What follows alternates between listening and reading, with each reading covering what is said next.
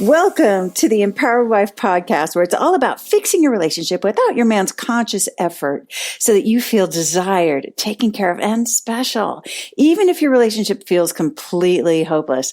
I'm Youre Doyle, and today we're talking about 15 signs that you're not controlling. I'm going to share the unexpected pleasant side effects from my world-famous system for relinquishing painful control. My guest Anne spent a lot of time crying in the bathroom, wondering why her distant, angry husband would never open up and only cared about home projects and not her. Every conversation felt like a minefield where he might blow up for absolutely no reason. On top of everything, he always wanted sex, which made her feel used. But today, Anne and her husband have deep conversations that don't become angry, and they enjoy a great sex life. She's going to tell us how she made peace and passion the hallmarks of her marriage. Then I'll be giving out the Worst Relationship Advice of the Week award, which includes a tiny, teeny little word that will torpedo your relationship. I'll tell you what that dangerous word is. All of that's coming up, but first, let's talk about the 15 signs you are not controlling. Let's say you are in the habit of giving your husband helpful suggestions, like I was. You do this to be supportive, not to be critical or controlling, of course. But let's parse out the difference between being helpful to your man and being controlling. You ready? The difference is there's no difference.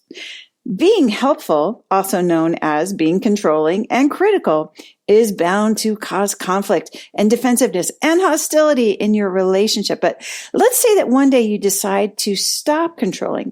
Well, then what? As soon as you stop controlling your guy, your relationship gets so much better, of course. But that's just the beginning. There are so many other benefits to relinquishing painful control of someone else. Here are 15 other great things that also happen. Number one is you discover your real purpose in the world. And this one is obvious if you think about it. I mean, being the armchair critic of your man's life is a big distraction from your own life, which you're not paying attention to when you're trying to control him. I know I didn't. I mean, it's like your life is riding around in a car with no one at the wheel. Maybe it's faking an injury so it can get some attention. You know, what emerged for me when I stopped focusing on my husband's life is that my real purpose in the world was there waiting for me, calling me to come out of hiding. I got to write best-selling books, start a coaching school, speak in front of big audiences, be on national TV, have my own show on Amazon Prime and this podcast. And all of it is so fun and fulfilling, but also scary before I did it. It seemed easier to just tell my husband what to do. And once I relinquished that painful, exhausting control, I discovered the joy of doing what I was born to do. And I see this happen again and again with my students and my coaches. Control takes up a lot of time and energy. And what would you be doing if you weren't so busy focusing on someone else? It's such a powerful question to ask yourself whenever you find yourself drifting onto someone else's paper. Number two is that you regain your dignity. None of us liked feeling like our mother on her worst day, but that sure happens when you're acting on your fear, which is what's underneath the urge to control. I don't miss those emotional hangovers at all. The part where you recognize that you have a choice about how to react and you choose to be self-honoring and calm instead of frenzied and afraid is very gratifying. Number three, you get a lot more energy. Controlling someone else you can't control is exhausting. When you stop controlling, it's like quitting your second job and having 3 energy drinks right after you've slept for 9 hours. It's very energizing. Number four, you become more attractive. Talk about an extreme makeover. No matter how beautiful you are physically, control spoils your good looks. A wife who's smiling and laughing and flirting is a supermodel as far as her husband is concerned. But it's hard to do any of that when you're controlling. When the relaxed smile comes back because you're only responsible for yourself, it's like the best beauty cream that never came in a jar. Number five, your sex life improves. For many of us controlling wives, sex had gone missing.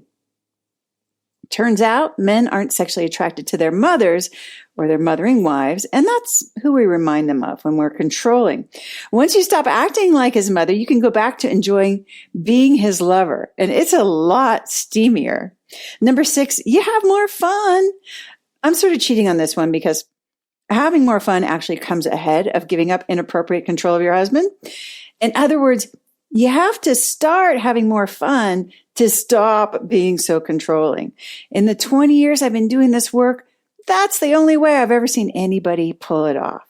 That said, it's also true that when you stop controlling, you get to spend a lot more time doing the things that you love. Number 7, you get more help. Maybe you feel like your husband is not that useful or capable or smart. That's how I felt too. Why else would I be so controlling? My coaches and students report that they thought the same thing. But when we stopped controlling, inexplicable things started happening. Our husbands researched the health insurance and found a better plan. They started doing the dishes, putting the kids to bed. They got the computer working again. We found that every time we turned around, our guys were doing something helpful, something valuable, although usually they weren't doing it the way we envisioned them doing it. I know. We couldn't believe it either. Go figure. Number 8, you feel more feminine. Managing everybody and everything can make you feel masculine. We started to feel downright hairy. Not on purpose, obviously. Giving up trying to control our guys made us softer. Receiving gifts, compliments, and help that we previously rejected made us feel more like women.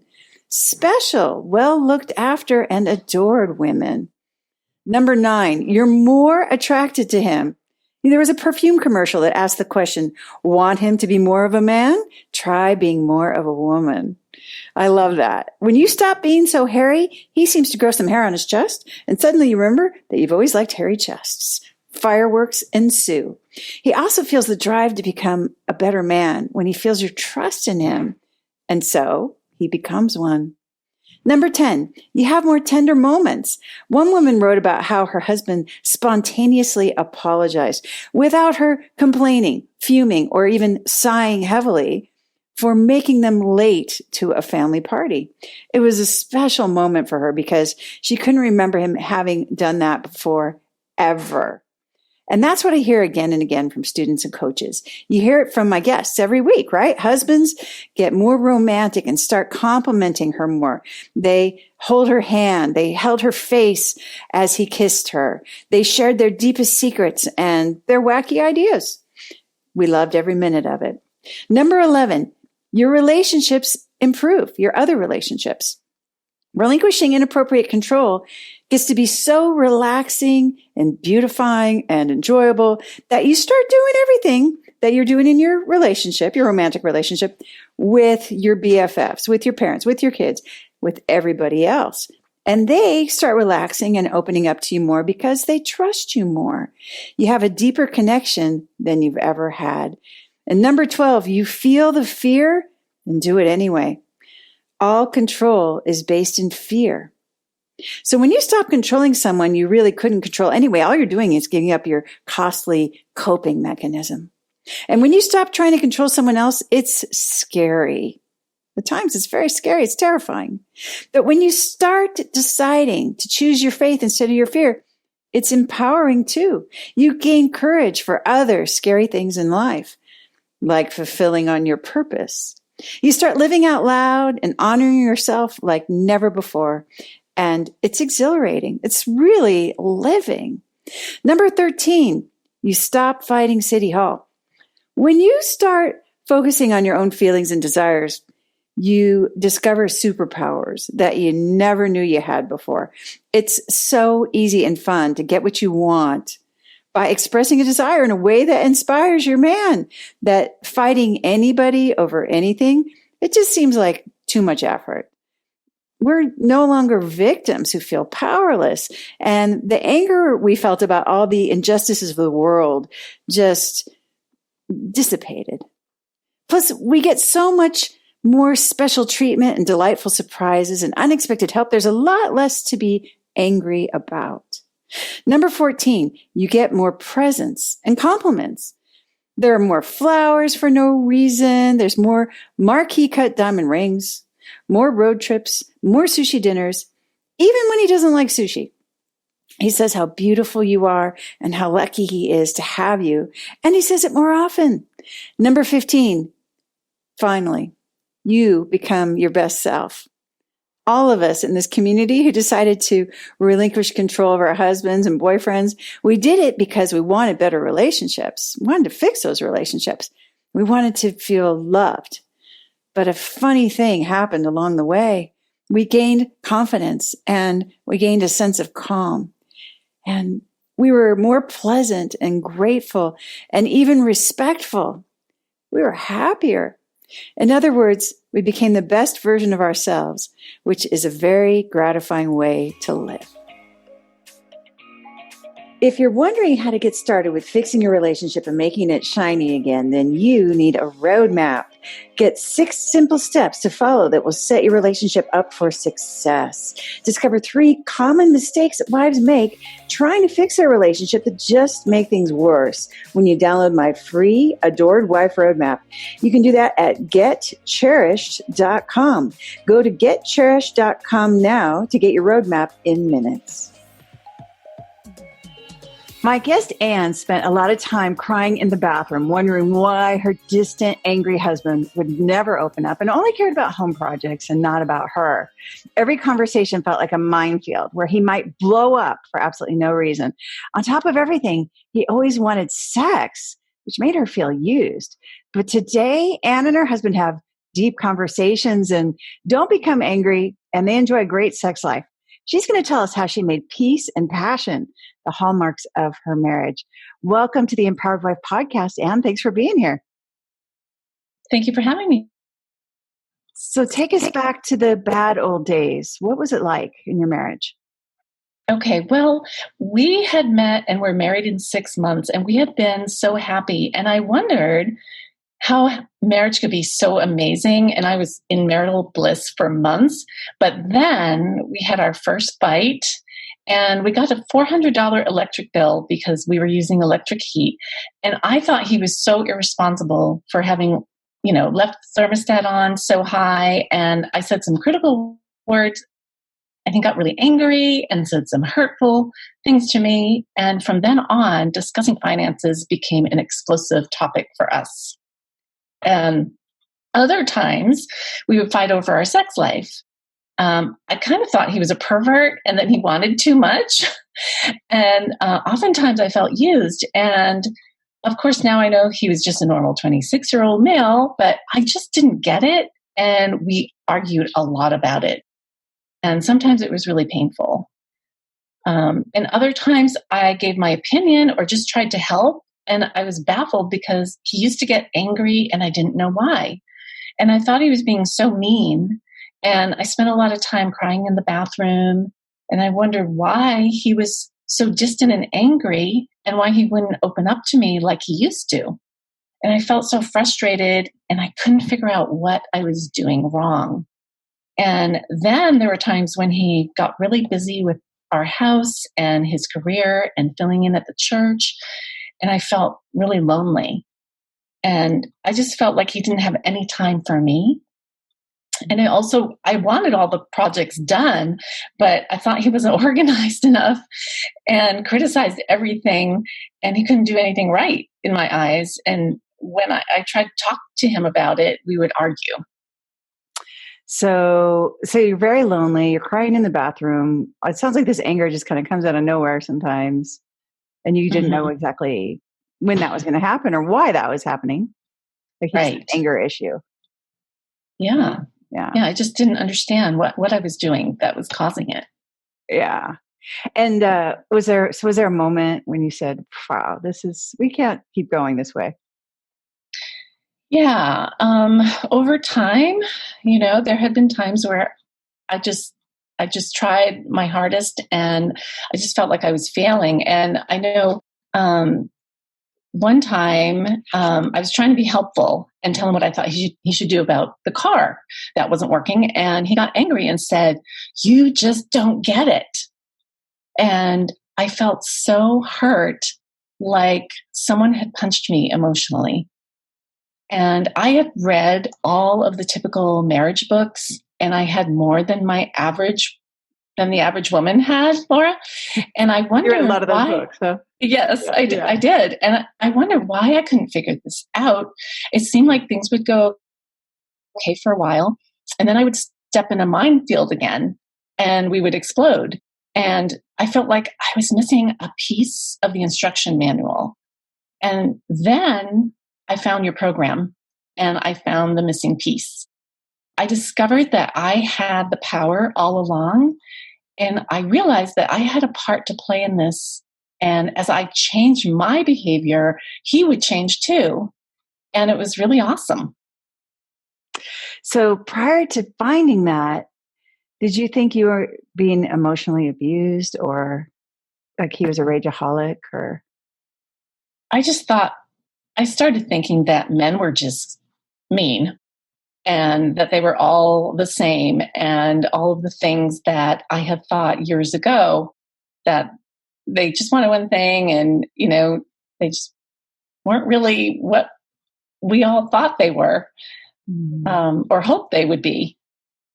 Yeah, it's kind of disappointing, isn't it? Mm-hmm. So especially start out so hopefully as a newlywed and then end up thinking, how did I get here? How did a nice girl like me get married to a man who's got these issues?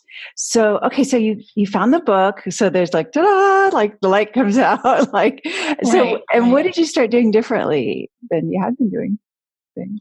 Well, the things that I did differently that made an impact is after learning about the intimacy skills, I stopped complaining and I started to express gratitude for him and what he did right instead of criticism. Like when he mowed the lawn or painted the bathroom, I told him that it looked great and I appreciated it instead of pointing out something else that I wanted him to do, which is what I used to do. And it made him really happy and he wanted to do even more for me. And also learning how to take responsibility for my own happiness and taking time out for self-care made a huge difference. And while he was doing projects around the house, instead of trying to micromanage him and control him like in the bad old days, some of the things I did for myself were going to the bookstore just to look at magazines, or sitting on my deck with an iced tea and a book, or going for long walks in my neighborhood. And he always seemed really happy to see me when I got back. And then he would usually come find me and ask me if I wanted to go to lunch or what I wanted to do that day. Wow. Awesome. And so that hadn't been happening before. No, not before. I was usually the one complaining that I wanted to go out, I wanted to do something, and he was too busy. And some days, some Saturdays could turn into a very explosive fight over something like that. You're trying to have some time together and him kind of avoiding you, it sounds like, or. Right. Yeah. It seemed like that was what was happening. Yeah. Mm-hmm. And looking back, now it all makes sense, kind of like the end of a mystery movie where you see all the clues kind of putting together. You look back and you say, oh, that's why I was getting this response from him. What do you think? Mm-hmm. What do you think it was that was causing him to respond that way? Well, instead of focusing on my own happiness, I was trying to manage him and tell him the order of things that he needed to do that day. And he didn't really respond well to that. Instead, he just kind of went the opposite way and wanted to get away from me. Very painful, right? Mm-hmm. Yeah. It was, yeah. And so what's your tip for a woman who wants to feel like her husband is like wanting to spend time with her and, feels like maybe he's angry and she doesn't know why exactly yet, but she's wanting to create what you've created. What's your tip for her? Well, I would say that she has the power to improve her relationship, and learning the skills will give her the tools that she needs to do that. And there's hope, and you don't need to give up. We've been married for 30 years now, and our marriage is wonderful, and it's never been better. So, wow. Yeah. So it was there a moment where you said, wow, these skills really have changed things around here? Absolutely. I remember I was sitting on the couch. We were sitting together having our afternoon coffee, and my husband just blurted out, that he adored me. And he had never said it like that before. And I thought, wow, this is really working. And and after that time, it seemed like he was more and more attentive and more affectionate. He was interested in my day. He would ask me out. He started asking me out on Friday night dates, which we had never done before. And we were having wonderful conversations together. And our sex life is really great now. Wow. And so what about the angry outbursts? That is like totally disappearing. And, if one of us steps on each other's toes, I know exactly what to do to get right back on track. And it's very, very rare now and only lasts for a minute if it does happen. So it's like totally miraculous. So tell us what you do. Like if you realize like, okay, one of us stepped on each other's toes, what do you do? Yeah, well, I'll ask myself, okay, did I come across as controlling or disrespectful? And if it was one of those things, I would apologize for being disrespectful. Or if I feel like I've been controlling, I might say, oh, whatever you think, and, just kind of back off and let him have whatever it is that I've been trying to control. And now you're a coach. This made such a big difference in your marriage. You decided to help other women. How does that impact your relationship? It's really great because my husband's really supportive of what I'm doing. And I think he really is proud of me. And he's really glad that I'm able to help other women and other couples have a great marriage now that that's something that we're experiencing. That's the best testimonial of all, right? Like my husband loves that I'm doing this and right. He's excited for other couples to get it. It's really like He's your biggest fan, it sounds like. Yes, he is. He is. And he buys me special rings and necklaces and things like that when I, have these different pivotal points in my career. And he's very supportive. It's really celebrates with me. He's celebrating. Yeah, I love that. Yeah. And so if you could go back and tell yourself then what you know now, what would it be? I would say that, like Dorothy with the ruby slippers, that I have the power to make my relationship great. And I don't need to be baffled anymore. I have the truth. I have the information that I need to have a wonderful marriage, like I always dreamed of having. Wow. And so, and all those books you read, I read a bunch of books too, Anne. So I remember but you didn't find what you needed, like you were searching. Right. What's the explanation for that, you think? Well, I'm pretty sure I've thought about this a lot, and I'm pretty sure that there were bits of truth in those other books, but the way that you put it together is really practical. And, I got it finally. I understood how to apply the truths that I needed to do in order to have a good relationship. And you just made it so easy. And then having the coaching was really helpful because I was able to share some specific situations from my life and get that coaching from someone who's been trained. And having that like-minded fellowship with other women who were thinking the same was also very helpful. Yeah, absolutely. Well, Anne, I think it's tremendous that you took this marriage where you never gave up, right? You were very determined. No matter how many books you'd read, you continued to search until you found the one that made the difference for you, really put the pieces together for you. And now you've created a wonderful marriage out of that. And a 30-year marriage is really worth investing in. But not everybody does. I think the world needs more women like you. And congratulations on creating a passionate, playful relationship. Thank you, Laura. I really appreciate everything that you've done. Thanks so much, Anne. If you're wondering how to get started with fixing your relationship and making it shiny again, then you need a roadmap. Get 6 simple steps to follow that will set your relationship up for success. Discover 3 common mistakes that wives make trying to fix their relationship that just make things worse when you download my free Adored Wife Roadmap. You can do that at getcherished.com. Go to getcherished.com now to get your roadmap in minutes. And now it's time for the Worst Relationship Advice of the Week award. It's the worst relationship advice of the worst relationship advice. Yeah, it's the worst relationship advice of the worst relationship advice of the week. And the advice that's got me disgruntled this week was suggested by an expert for use during the pandemic. It was that instead of criticizing or controlling your partner, you should say, I get scared at the idea of you going back to the office so soon. Can we decide together around the timing for that? I read this on the web because sometimes I like to read bad relationship advice articles just so I can get myself all worked up, like when I've been quarantined for too long. And this advice sounds so reasonable, right? You're not telling them what to do. In fact, you're being vulnerable about your fear and asking to make decisions as a team, or so it seems on the surface. But there's one word in here that's going to torpedo the whole conversation. It almost guarantees you're going to have a fight or a very distant man. What is that one word, you ask? Well, it's a very small word, but it can ruin the whole rest of the night. That word is we.